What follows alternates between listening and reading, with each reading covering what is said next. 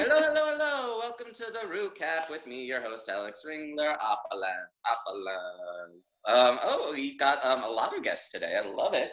Let's go around and say who you are, where you're calling in from, and what's your favorite Olympic sport? Mine is gymnastics, men's gymnastics. I can't get enough of those bodies. My goodness, I love them. We got a twofer today.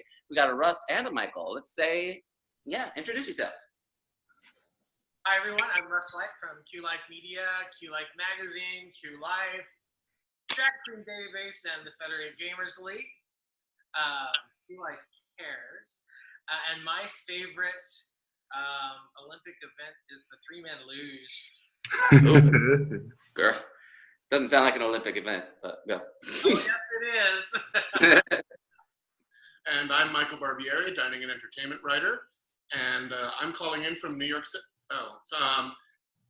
What? Oh, okay, yes. No, I'm calling in from Vegas, and my favorite Olympic event is diving. Also a good one. Also a good one to watch, I think. The dreaded and feared next. Hello, everyone. It's the dreaded and feared Walter Kurtz coming to you live from the bunker today, home of the UFO light. And I guess my favorite thing is ice skating. Oh, that's fun. And very apropos for the guest judges we had this week. So, and who's that gorgeous woman in the top hat over there? Hi, my name is Leah Sky, and I am a fashion designer and drag queen, and I'm calling in from LA, Los Angeles. And my favorite Olympic sport would be, I like bobsledding. Bobsledding, I like her. Or is it that movie Cool Runnings? Yeah, I love watching bobsleds. Yeah. Cool Runnings, Mom, bobsled. Mm-hmm. And hey, Andrew, what's up? Hello. My name is Andrew. I am calling in from Las Vegas as well, and I am the new Director of Development for DQDB. Come on, DQDB. And Olympic sport, hello. Oh, yes. Well, I'm really gay, so I really enjoy the synchronized swimming. Nice. Ooh, water polo is good too, though. Like with the men's is. Anyway, Christopher, hello. Hi, I'm Christopher Henry. I'm an actor, singer, and comic living in Plymouth, Massachusetts, sporting the voice of Brenda Vaccaro today. God, every Olympic event has been picked right now, every single gay Olympic event. I have to say the most hazardous Olympic event I've ever seen probably be what happens at the Dick Dock during Bear Week in Provincetown. You have all of the elements. You have the luge. You have some figure skating movement. You have diving. You have everything that you need, and you have to do it in the cover of darkness. So that takes real skill. So and avoid all of the needles that are spread about the sand there. The Dick Dock.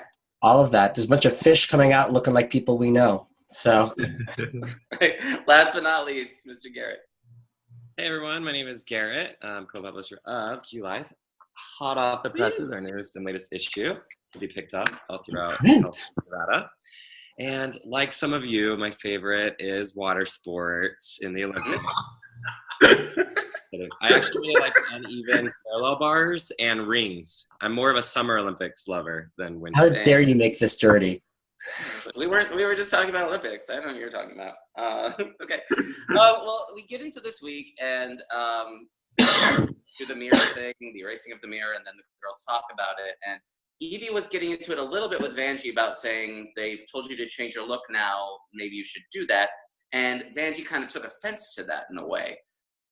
I thought Evie was just kind of giving constructive criticism, being like, hey, sis, they've told you to do this a couple times. Maybe do it. Is it worth now for any queen to approach another queen with constructive criticism, or is it just going to always be taken as shade? Walter, what do you think about that? They'll do what the producers tell them to talk about.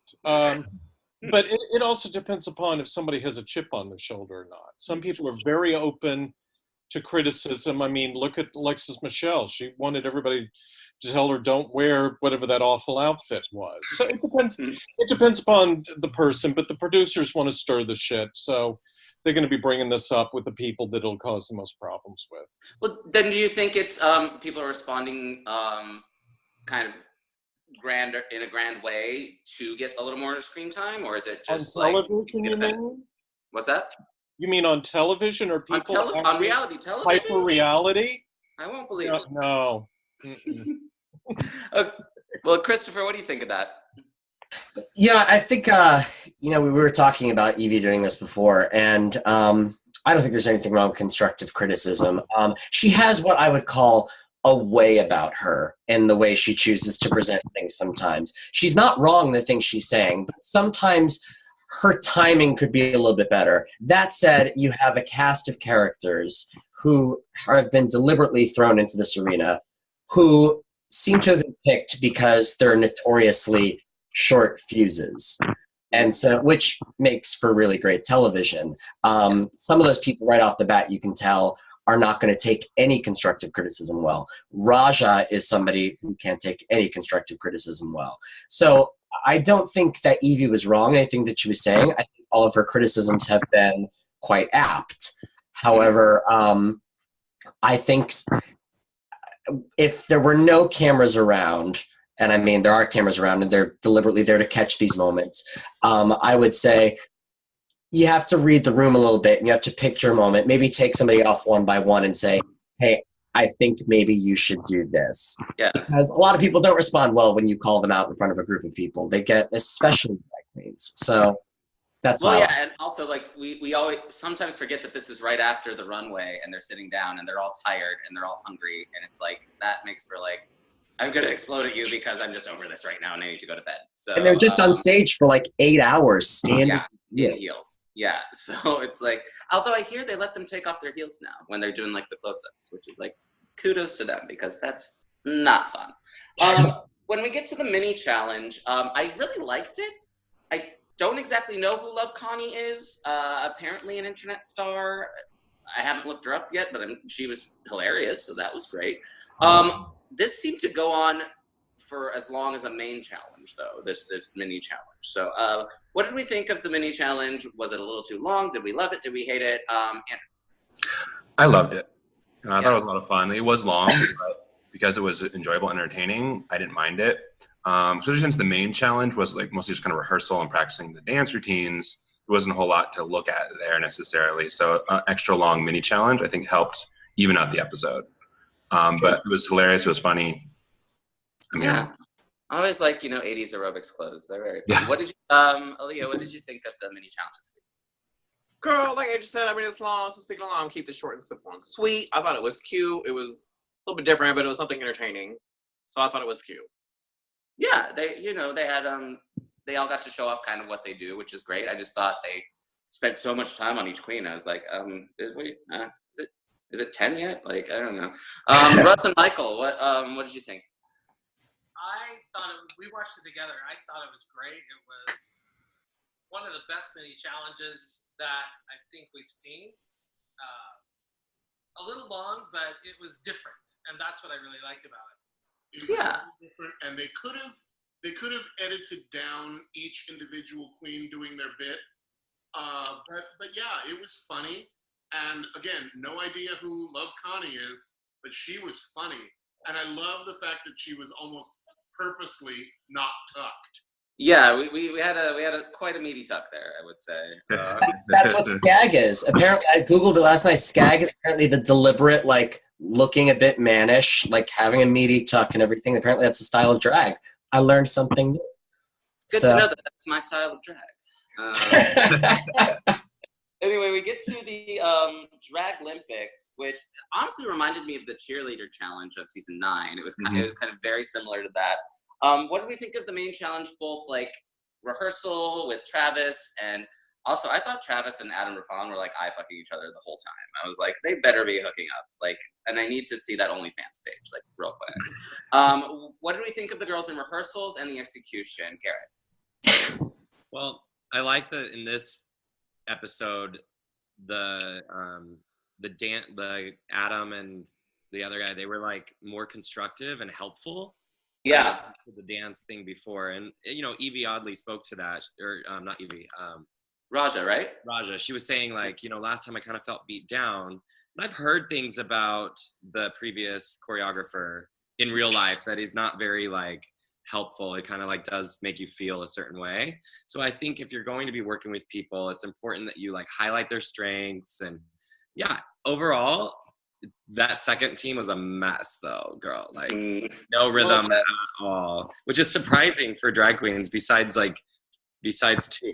Everyone else is kind of like really hard, but they wound up doing a really good job. Like when it actually came to it, I was like surprised because the editing made it seem like they were going to be awful, but I actually enjoyed it. It's fine. Yeah. They got it together as best they could. I think they had a lot of non-dancers on that team, so it's kind of hard. Like when you have Brooklyn, she's going to be able to do whatever the fuck you throw at her because she's trained, you know. Walter, what do you think of the challenge this week?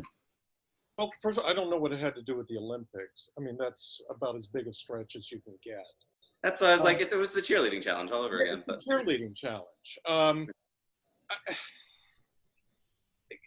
If you're going to have a group of people who cannot dance, for the most part, then the choreography needs to be tailored to people who can't dance and make it look interesting and fun. And I thought it was just a lot of flailing out there on the stage. They were just throwing themselves around and throwing here and it looks like something they could have put together the night before and not an Emmy Award winning choreographer. So I thought it looked really kind of busted. Okay, I could see that. There were moments when I was watching the product, they showed it, and I was like, it seems very like not, and maybe he did actually like pare it down because he didn't have a lot of dancers, and so he might have eliminated some movement, but that made it look a little more boring than I would want out of a dance challenge or an Olympics or drag Olympics challenge. Russ and Michael, what did we think here? For the most part, I enjoyed it. I thought there were some queens that did a better job. Vanjie did a very good job. Mm-hmm. She was working the face. You know, she was really throwing herself into it facially, which made it very interesting. But in terms of each individual team's bit, they were just too long. It was like a Saturday Night Live sketch that just went on and on and on and just needed to end quicker. And then you go, oh no, there's another team. Yeah.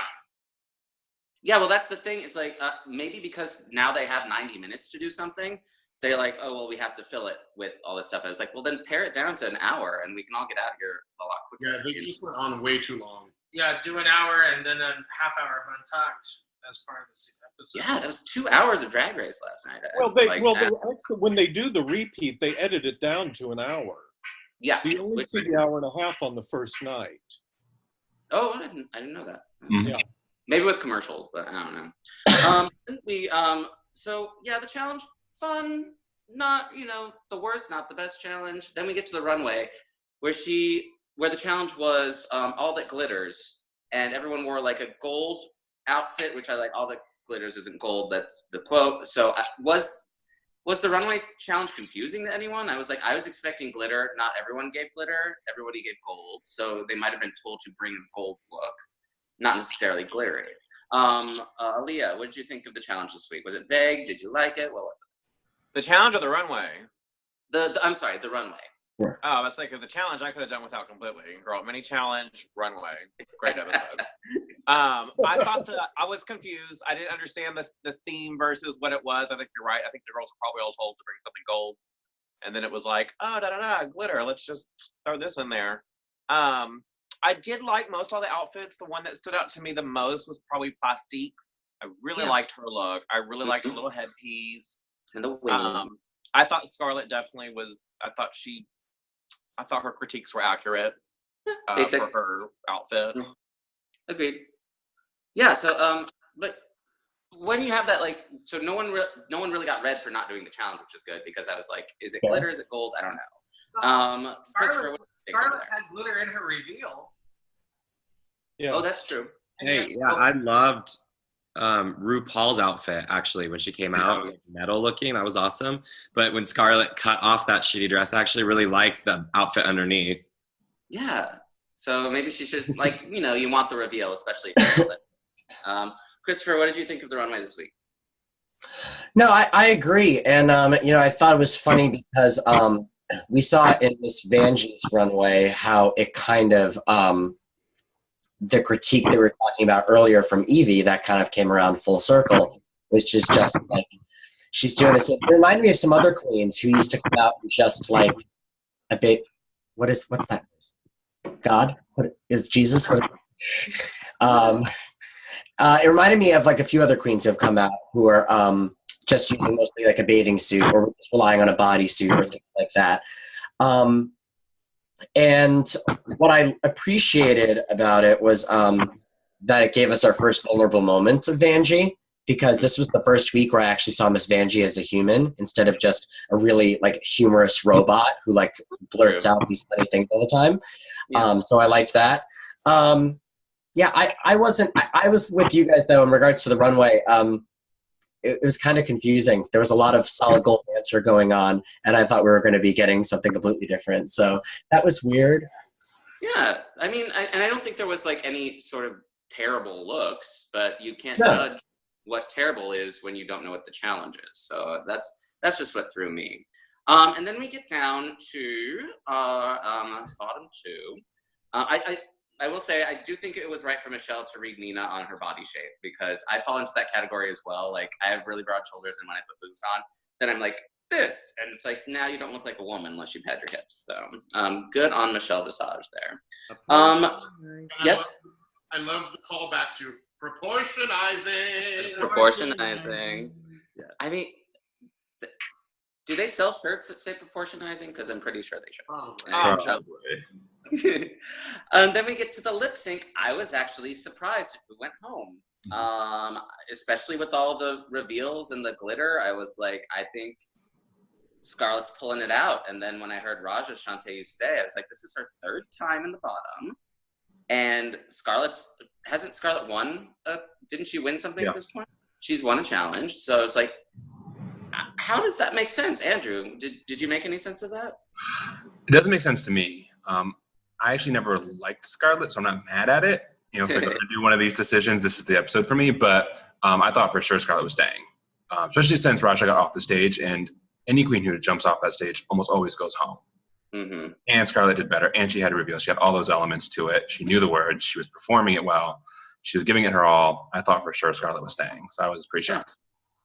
So yeah, that was weird to me. Well, Aaliyah, was that a weird lip sync to you? A weird save, or do you think it was for a reason? You know what was weird to me? The bitch pulling a pair of scissors out of her bra to like cut her outfit away. I was so mad. Scared for a moment. I was so mad because I was like, that dress ain't that cute, but it's definitely not worth getting cut up. You know, like girl, put a zipper in it down.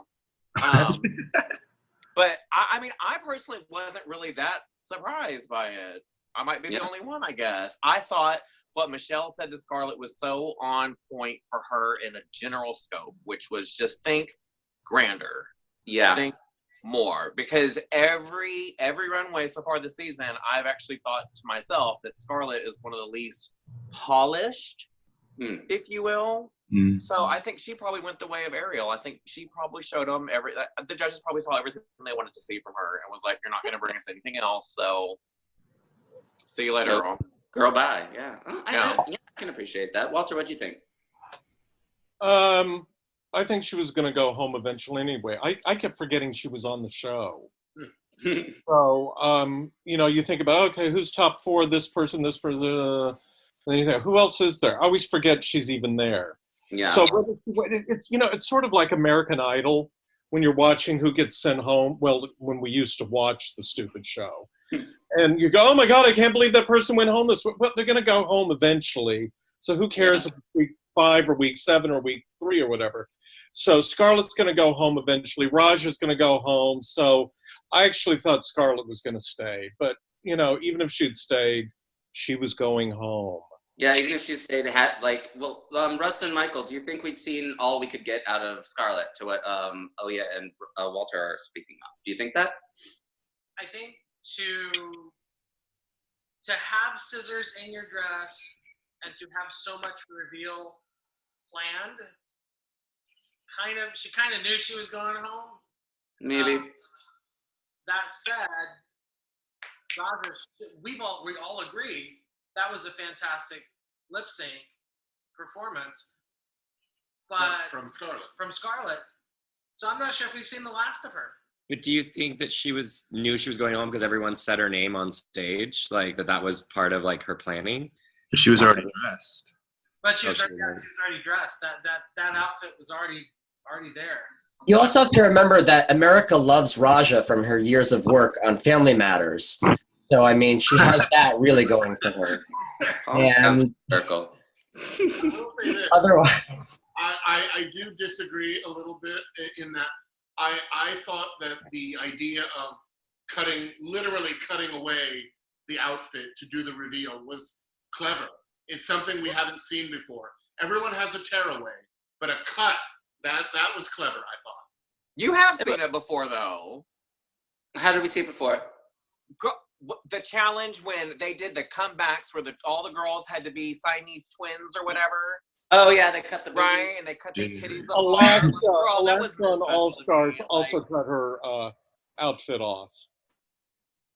I just think if you're going to be that prepared to wear something underneath your top costume, then you should have planned a way to remove the top costume that wasn't. Yeah, without needing help, because I bet there was like a destroy your costume. Yeah. Also, I'm just offended that she ruined the dress. That's all. I don't care how she took the dress off. I'm just mad that like as a fashion designer, I'm mad she cut up a dress. I understand that completely. Mm-hmm. Okay. Now we're down to how many queens now? 9. 73. My goodness. So do we have it? Are we kind of still in line with our top 4 predictions? I don't think Scarlett was in any of our top 4. I think it's going to be Anina, Vanjie, Brooklyn, and I don't know who the other one is. Maybe Akira, because she's this week. Mm-hmm. So what do we think for top 4? Garrett? Well, let me turn to my page in Q Life and take a look. Oh, who's that? Who's that? What a lovely magazine. Oh, look, that's a plug on the ground. Look at that. All right. So I think let me see. I want to see. I think Silky is going to be doing it up, like high up. I think Vanjie. I still think Evie Oddly and probably Plastique are my like kind of 4 right now. Oh, all right. I like that. Andrew, what do you think? I agree with Plastique and Vanjie. With Evie's health, it could bump her out, like if she can't do some of the physical things. But she's definitely talented enough. I just saw her live last weekend here in Vegas. She was amazing. I definitely think Akira is going to make it. If she's consistent enough and doing really well, that I think she'll make it to the end. I don't think she'll win, but I think she'll make it to the end. Unless there's a lot more sewing challenges, because she doesn't do as well in those. They're not horrible, but they're not great. Gotcha. And I'm still up in the air on Silky. I don't know. Yeah, her charisma to take her, but runways do not impress me at all. They really aren't. But like, she's good TV, so I can see them keeping her around. Christopher, what do you think? Yeah, definitely. Well, Brooklyn is going to be a contender. She's going to be in there no matter what. I mean, if not for the fact that she has the storyline with Vanjie, and the fact that she does great challenges, and nothing that can't be taken away from her. She's going to be there. Vanjie, when Vanjie really applies herself, she turns it out. I really want to see her apply that to her fashion sense, and I think she'll be great because she was a pretty impressive dancer from what I saw yesterday. Like, you know, not on par with Brooklyn, but she did a good job. I was like, straighten those knees, boo. Like, come on. But no, I know. I mean, she's definitely not technically perfect, but she gave a great performance, especially compared to the rest of them. And she always has a lot of energy. So, yeah. Yes. And she's a good TV presence, so she'll probably be there. And definitely, gosh, I think Evie actually could really go far. I think, and she's really grown on me. I really like her. And the top, it could be between Nina and Silky. I think they want somebody really campy up there as well too. So, and it's probably going to be Silky. They're being real right now, which that pains me, but oh well. Silky's fine. She's just a lot. She's a lot. She's a lot of woman. Aaliyah, who's your top 4 right now? Top 4, the winner is still going to be Evie, followed by Brooklyn Heights, followed by Akira, C. Davenport, and then Silky. All right. She's gonna take Evie's gonna take it in your eye. I think Evie's already taken it. I think she's already won it. Like in my mind, because I'm like, she's diverse enough, and they need a queen like that. They need another Sharon. They need another girl that can win this thing. That's not just beauty fashion pageant queen. So Agreed. I think Evie has the win already. They've all taken it, but Walter, what do you think? Top 4. It's Evie's to lose. She's the only one with a point of view. Mhm. And, you know, keep in mind the producers know who makes it to the top 4 when they're editing the show and who's getting the most screen time. Evie, Miss Evie, Brooklyn, Vanjie, and Silky. Yeah. Evie has a great story arc too. Yeah. You know, you could, it doesn't mean that one of those people couldn't fall on their face. They could, but, you know, you could have a slip in of Akira possibly. And I thought there was an interesting little thing that Michelle said to Plastique where we need to get to know you and find out who you are. It's sort of like they were setting up the whole growth storyline for her when she's sitting there eating a Tic Tac with Ru at the end and saying, no, we just thought you were pretty face, but now you've grown. Really shown us. Yeah. So I kind of see that story going on, but it's Evie's to lose. All right. Russ and Michael, top 4. I'm gonna say Brooklyn, Plastique, Vanjie, and Evie.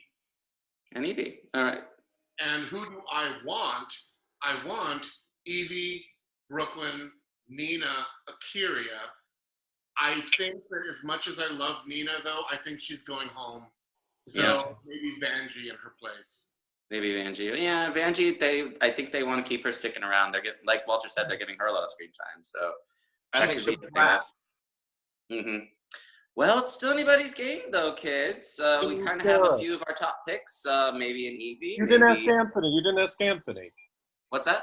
I didn't ask. Who didn't I ask? Andrew. it's so hard. There's so many of us now. There are. Wait. Garrett, did I ask you? Yeah, you asked Anthony? It's Andrew. Andrew. Yeah. Did I ask you, baby? Yeah. Okay. I answered. My middle name's Anthony. The guy whose name I keep getting wrong. Right. Everyone calls me Anthony. It's fine. Girl, which one of us are going to be the top 4, girl? I want to know which one of us is going to be Right.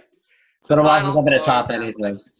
On the recap here. Yeah, but yeah, it's still anyone's game. We think Evie. We think maybe a Brooklyn.